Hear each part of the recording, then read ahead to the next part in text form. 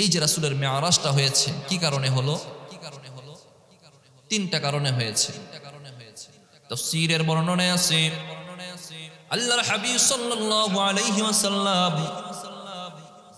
নবুয়তি পাওয়ার পর 1 বছর 2 বছর 3 বছর 4 বছর দীর্ঘ 7 বছর দাওয়াত দিয়েছেন।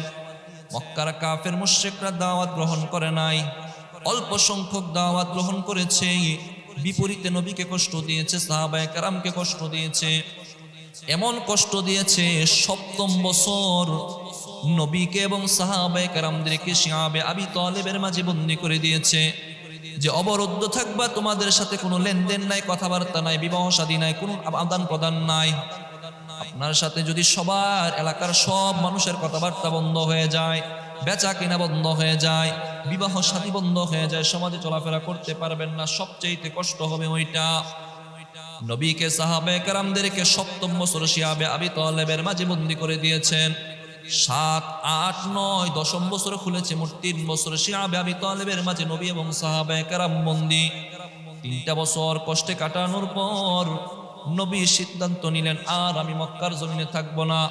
মক্কার মানুষ আর দাওয়াত গ্রহণ করে না, আমি দাওয়াত নিয়ে এবার মক্কার বাহিরে তায়েফের মধ্যে গমন করব। নবী যায়েদ ইবনে হারেসাকে নিয়ে তায়েফের ময়দানে গেলেন, কিন্তু তায়েফের কুলাঙ্গারেরা মক্কার মানুষের চেয়েও বেশি আরো নবীকে কষ্ট দিয়েছে। নবী এসে বসে একটা পাহাড়ের নিচে বসে ভাবতেছেন, ইয়া আল্লাহ ইলা মান তাকিলানি, ইয়া আল্লাহ, ওগো আল্লাহ, আপনি আমাকে কার কাছে ছেড়ে দিলেন? আপনি আমাকে কোথায় পাঠালেন গো আল্লাহ? একে একে 10টা বছর দাওয়াত দিলাম, মক্কার মানুষ গ্রহণ করে নাই, ভাবলাম পাশের এলাকার মানুষ মানবে। তায়েফে আসলাম, তায়েফের মানুষও গ্রহণ করে না। ওগো আল্লাহ, আপনি আমাকে কার কাছে ছেড়ে দিলেন? এই মেরাজ হওয়ার 1 নাম্বার কারণ হলো আল্লাহ জানিয়ে দিলেন, পয়গম্বর, আমি আপনাকে দুনিয়ার কারো কাছে ছেড়ে দেই নাই।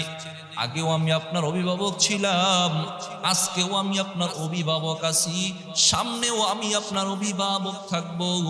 আপনার দিলটাকে শান্ত করার জন্যে, প্রশান্তি দেওয়ার জন্যে আমি আপনাকে একবার আমার সাক্ষাতে নিয়ে আসলাম। যাকে দেখলে ভালো লাগে, কষ্ট পাওয়ার পর তারা একটু দেখলে শান্তি। দেখবেন অনেক পেরেশানি, চলো একটু বাড়ি থেকে ঘুরে আসি। মাকে দেখলে অথবা যাকে দেখলে ভালো লাগে, তার চেহারাটা দেখলে ভালো লাগবে। মেরাজের 1 নাম্বার কারণ ছিল নবীজিকে আল্লাহ তাআলা কষ্টগুলো ভুলে দেওয়ার জন্য, ভোলানোর জন্য আল্লাহর সাক্ষাতে নিয়েছেন। 2 নাম্বার কারণ হলো লিনুরিয়াহু মিন আয়াতিনা। সূরা বনী ইসরাঈলের 1 নাম্বার আয়াতে আল্লাহ বলেন, লিনুরিয়াহু মিন আয়াতিনা, আমি তাকে অর্থাৎ নবীজি সাল্লাল্লাহু আলাইহি ওয়াসাল্লামকে আমার যে নিদর্শনাবলী আছে, জান্নাত আছে, জাহান্নাম আছে, ফেরেশতা আছে, মাখলুকাত আছে, আসমান আছে, এই সব কিছু যা কিছু আছে, এই আয়াত নিদর্শনাবলী নবীকে দেখানোর জন্য আমি নবীকে আমার কাছে ডেকে নিয়েছিলাম। মেরাজের 2 নাম্বার কারণ। মেরাজের 3 নাম্বার কারণ হলো আমাদের উপর যত কিছু বিধান আল্লাহ নাজিল করেছেন, সব বিধান আসমান থেকে জিবরাইল আমিনের মাধ্যমে দুনিয়াতে ফরজ হয়েছে।